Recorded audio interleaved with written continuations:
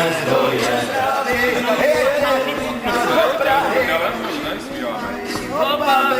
Kam dnes dojede. Nestaví, skoro nikde nestaví, a když nám zastaví, dál už nejede. Jsou peníze dveří, z motoru se blízká, strojů se bezmocně do komputru číská. Ten, kdo k nám nastoupí, dobrodružství podstoupí, a nechcili vystoupí, moc zážitku získá.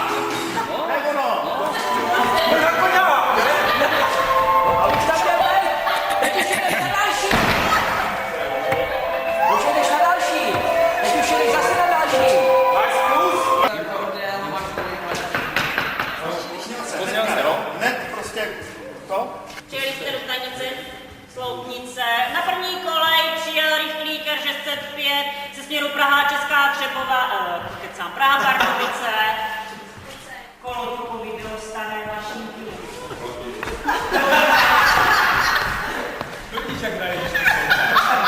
A ty musíš brečet, jo? Jo, počkej. Tak bude brečet, babu.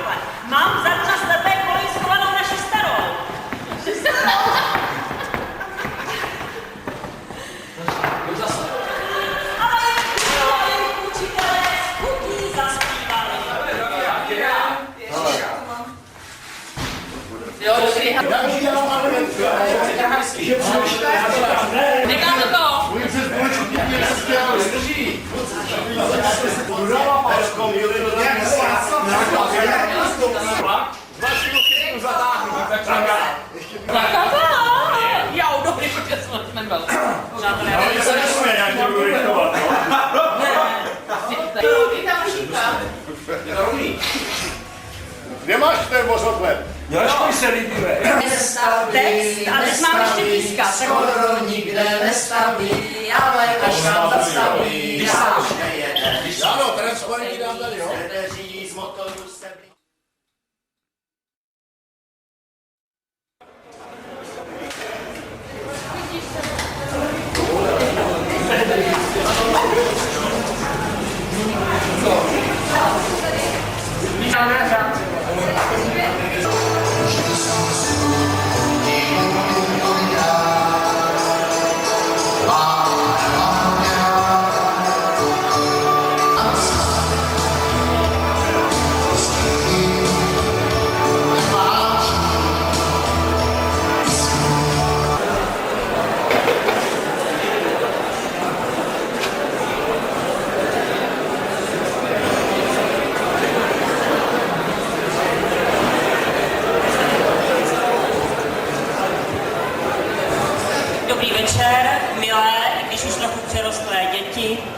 My dobře víme, jak všichni každý večer sotva se setmí, netrpělivě očekáváte znělku večerníčku. No vidíte, a dnes jste kvůli našemu plesu o něj přišli. Však to známe, paní před zrcadlem v koupelně a cáká na sebe voňavku, pán na chodbě leští polobotky. Proto jsme se rozhodli vám tuto ztrátu vynahradit a připravili jsme pro vás další díl oblíbeného seriálu o neposlušné mašince. Takže se pěkně usaďte do svých pohodlných židliček a poslouchejte. Dnešní díl se jmenuje Jak chtěli mašinku vyměnit.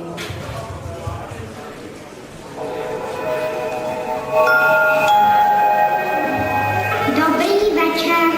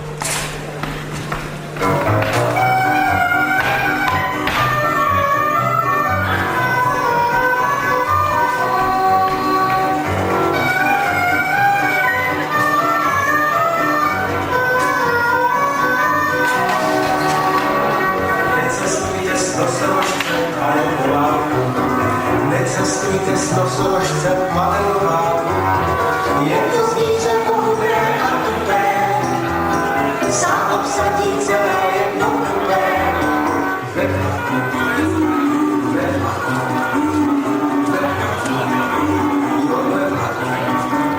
Mějte rozum, mějte rozum, mějte rozum, tak mějte rozum.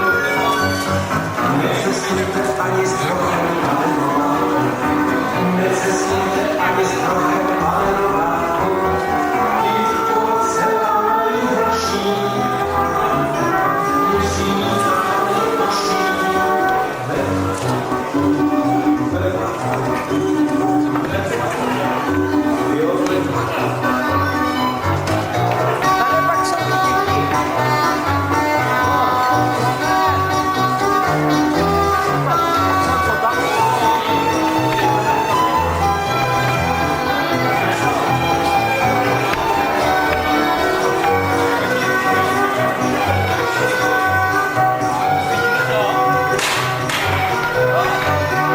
Mějte rozum, mějte rozum, mějte rozum, tak mějte rozum. A neberte ani svora sebou do vlaku, a neberte ani svora sebou do vlaku.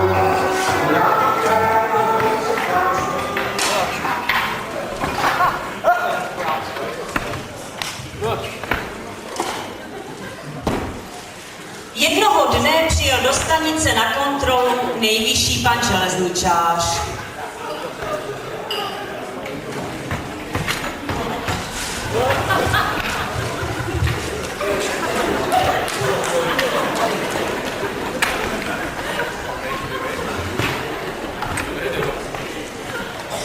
Všechno prohlížel, do všeho strkal nos, nic se mu nezdálo dost dobré.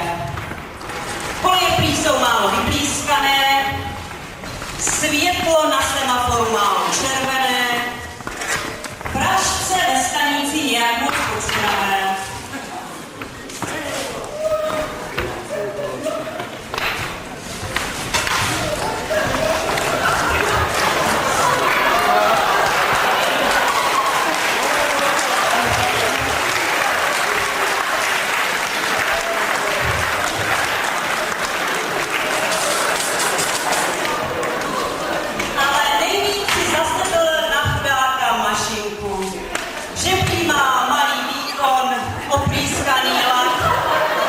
Že je pomalá a není moderní. Na místě rozhodl, že stará mašinka půjde do šrotu a koupí se nová, krásná a moderní až od někud z trampárie. Poloďukovi nařídil, aby mašinku odpřáhl a odvezl do šrotu dřív, než to za něj udělají cikáni. Začal všechno přichystat na příjezd nové, taliánské.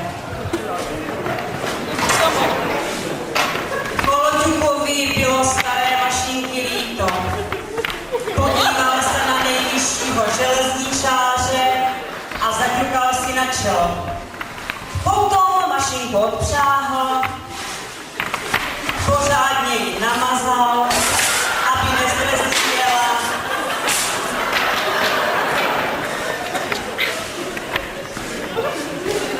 A schoval ji až pěkně dozadu na slepou kolej.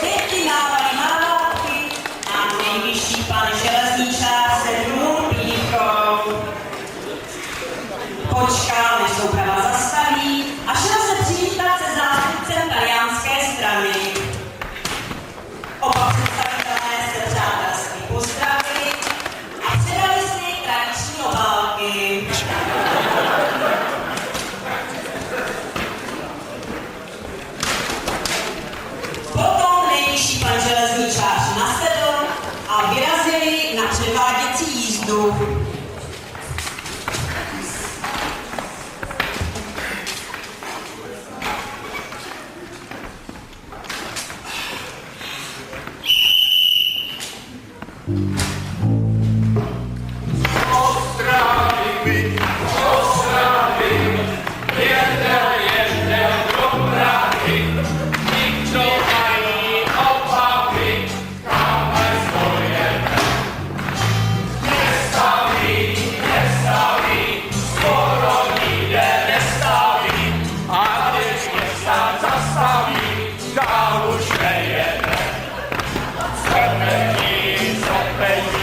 Motoru se píská, trojku téměř mocně do pokutu píská.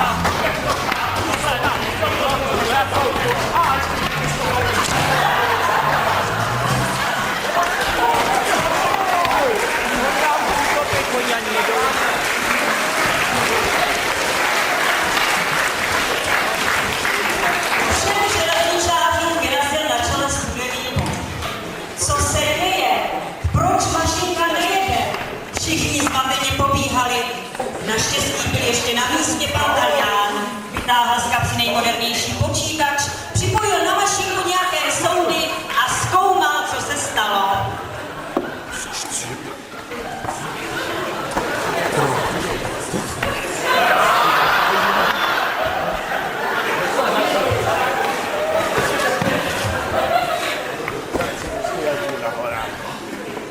Naši milí železničáři jenom zírali.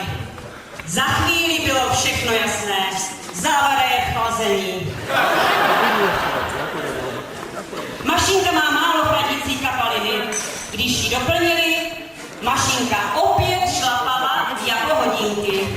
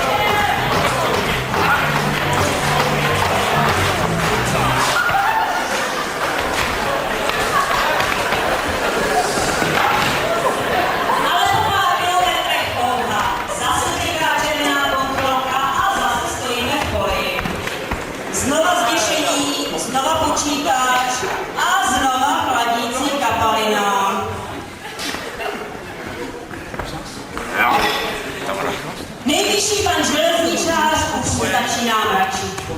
Jestli to takhle půjde dál, tak kam pak jsme přišli? Je sice pravda, že používáme naši českou chladící kapalinu, že je dokonce lepší než originál talianská, ale ani ta není zadarmo. Už taky stojí 16 korun půl litru jako jinde ve světě. Nicméně pracovití čeští železničáři na korunu nehleděli a kapalinu zatím doplnili. Ale co to? Mašinka se celá orosila, poplává, ale dál nejede. Talián zvaká s počítačem, krčí rameny a nabízí slevu.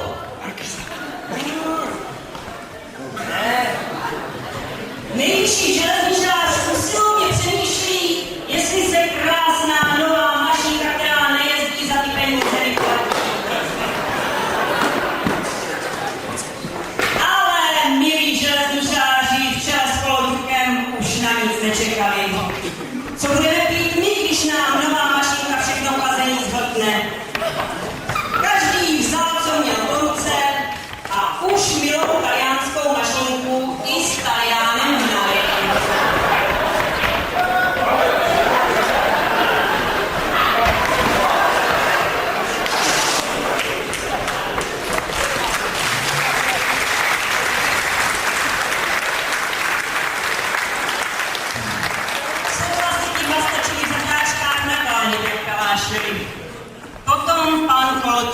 zaklepal na skleničku, vzal si slovo a prohlásil.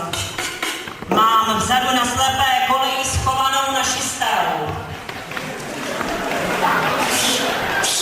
Budeme na vedení drah požadovat, aby ji znovu uvedli do provozu. Pokud nám nevyhoví, vstoupíme do týdenní výstražné stávky. A shodl se na tom se všemi odporovými svazy.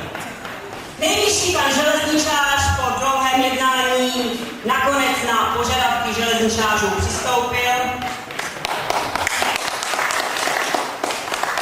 a stará dobrá mašinka se mohla vrátit na své místo.